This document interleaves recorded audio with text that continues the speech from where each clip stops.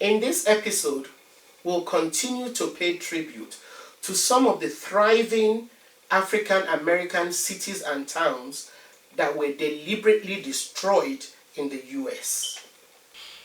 Now, what is most troubling about some of these destructions that happened over 100 years ago is that some were sparked by incidents which are eerily similar to the incidents that led to the Black Lives Matter movement.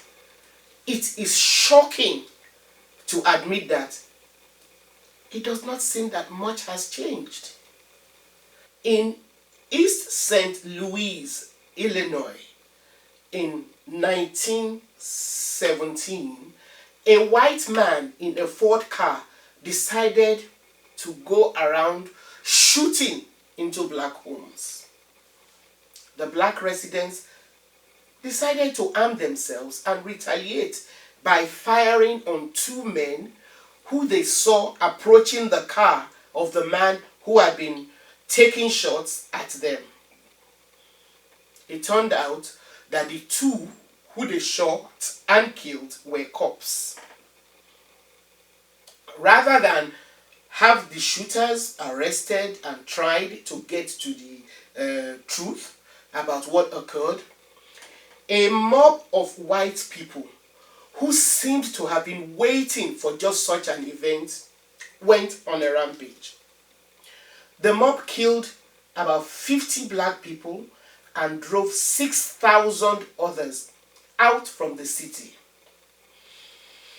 Let me try and drive home just how vicious the attack was by a quote from the St. Louis Post-Dispatch from their archive. I saw Negro women begging for mercy and pleading that they had harmed no one, set upon by white women of the baser sort, who laughed and answered the coarse sallies of men as they beat the negresses' faces and breasts with fists, stones, and sticks. End of quote.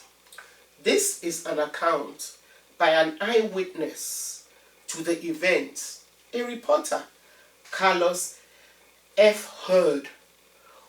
He wrote this the day after watching a white mob stone and murder black people indiscriminately on the streets of East St. Louis on July 2nd, 1917. So have you ever wondered why there are so many sundown towns, gray towns, sundowner towns, sundown counties, and sundown suburbs in your state? Well, Corbin, Kentucky, home of the famous Kentucky Fried Chicken, is a good example of how some of these areas came into existence. It is good that the town now says it is committed to changing its demographics. When I checked what its current demographics is in order to write this episode, it turns out that in this year 2022, it has 0.26% African Americans and 0.31% Native American population. It is not surprising that Corbin is still grappling with its history as a sundown town. On the 30th and 31st of October 1919, they did a thorough job of cleansing their city of all blacks when an armed mob forced out hundreds of black residents. They had to bring in extra rail cars to run the black people out of town. From that date on until recently, they made it clear that black residents simply weren't welcome there. Well, Corbin is just one of thousands of white-only communities throughout the US. Now, research shows that 1919, the year immediately after the First World War, which ended in November 1918, was a particularly bloody one for African Americans.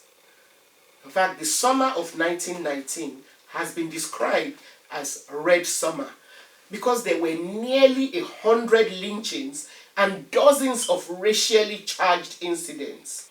We will continue in the next episode, starting with one of the incidents in Chicago. Thanks for watching. Please support us through Patreon and by buying me coffee so we can continue to bring you this series. Subscribe if you've not, and turn on your notification buttons. Please don't forget to share our videos with all your contacts and keep those comments coming.